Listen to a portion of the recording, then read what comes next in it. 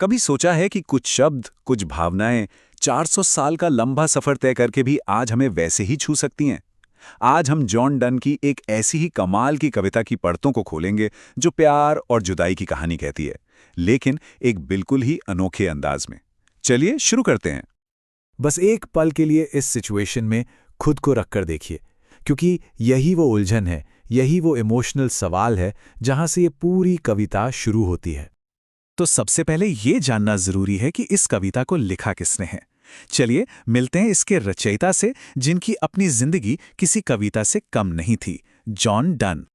ये सिर्फ एक कवि का चेहरा नहीं है, ये एक ऐसे इंसान का चेहरा है जिसने अपनी जिंदगी में जुनून, ज्ञान और बगावत सब कुछ देखा, और उनकी जिंदगी के यही रंग उनकी कविताओं में उतर आए। जरा सोचिए, उनकी जिंदगी में क्या क्या नहीं हुआ।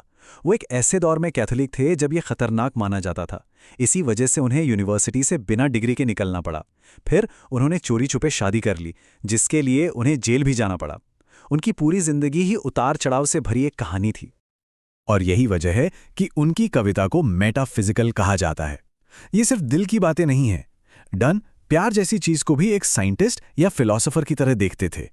वो प्यार के बारे में ऐसे तर्क देते थे, ऐसी तुलनाएं करते थे जो किसी ने सोची भी नहीं होंगी। मतलब इमोशन और इंटेलिजेंस का एक जबरदस्त कॉकटेल। तो चलिए अब सीधे कविता में चलते हैं। सीन कुछ ऐसा है, एक प्रेमी है जो सफर पे जा रहा है और उसकी प्रेमिका बहुत दुखी है। अब उसका मिशन है उसे यकीन दिलाना कि ये जुदाई टेम्पररी है। कविता की शुरुआत ही देखिए कितनी सीधी और सच्ची है। वो सीधे उस बात पर आते हैं जिसका डर हर रिश्ते में होता है, कहीं तुम मुझसे बोर तो नहीं हो गए। मतलब वो सबसे पहले ये साफ कर देना चाहता है कि उसके जाने की वजह उनके प्यार में कोई कमी नहीं है। ये भरोसा दिलाना बहुत जरूरी पहला कदम है, क्योंकि जुदाई का डर अक्सर शक से ही तो शुरू होता है। यहाँ वेरीनेस जैसा शब्द हमें 400 साल पुराने दौर में ले जाता है। भाषा भले ही पुरानी हो, लेकिन इसके पीछे की फीलिंग, किसी से थक जाने या ऊब जाने का डर, वो तो आज भी उतना ही असली है ना? और यहीं से डन का मेटाफिजिकल दिमाग चलना शुरू होता है। वो कोई बहाना नहीं बनाता, वो एक चौंकाने वाला लेकिन बहुत गहरा तर्क देता है। वो कहता है, मैं तो बस मौत की तैयारी कर रहा हूं। अगर हम इस छोटी सी जुदाई को सहना सीख गए तो मौत भी हमें अलग नहीं कर पाएगी। सोचिए क्या तर्क है। चलिए अब उनके दूसरे तर्क की तरफ बढ़ते हैं, जो शायद इस कविता का सबसे मजबूत हिस्सा है। यहां वो प्रकृति से एक बहुत ही खूबसूरत उदाहरण उठाते हैं। अब वो अपनी यात्रा की तुलना किसी और से नहीं, बल्कि रोज उगने वाले सूरज से करते हैं। एक ऐसी चीज जिससे ज्यादा भरोसेमंद और कुछ नहीं हो सकता। यहां पर लॉजिक बहुत ही सिंपल और पावरफुल है।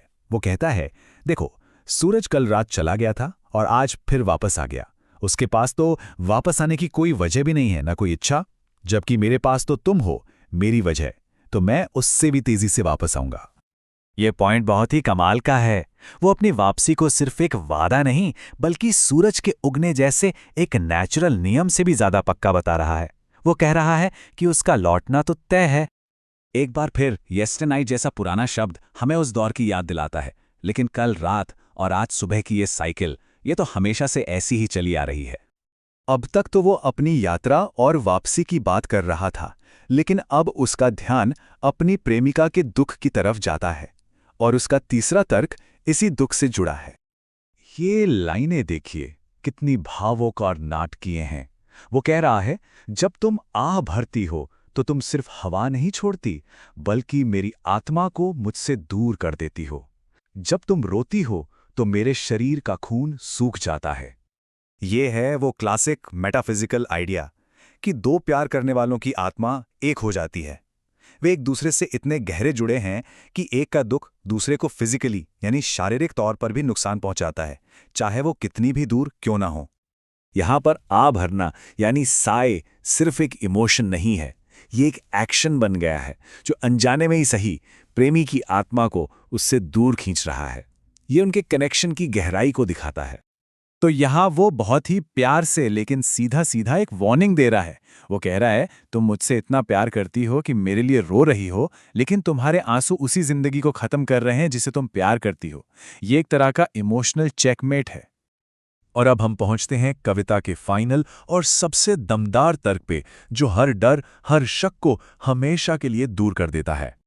ये पावरफुल लाइनें इस पूरी बहस का, इस पूरी बातचीत का अंतिम समाधान है। ये उसका आखिरी और सबसे बड़ा वादा है।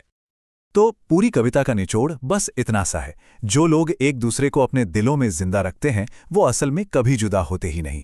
फिजिकल दूरी उनके आध्यात्मिक कनेक्शन के सामने बेमानी हो जाती है। उनका प्यार इस दुनिया की सीमाओं से बहुत ऊपर है। और 400 साल पुरानी ये कविता हमें इसी एक बड़े और ज़रूरी सवाल के साथ छोड़ जाती है। जॉन डन का जवाब तो हाँ था। इस बारे में आपका क्या सोचना है?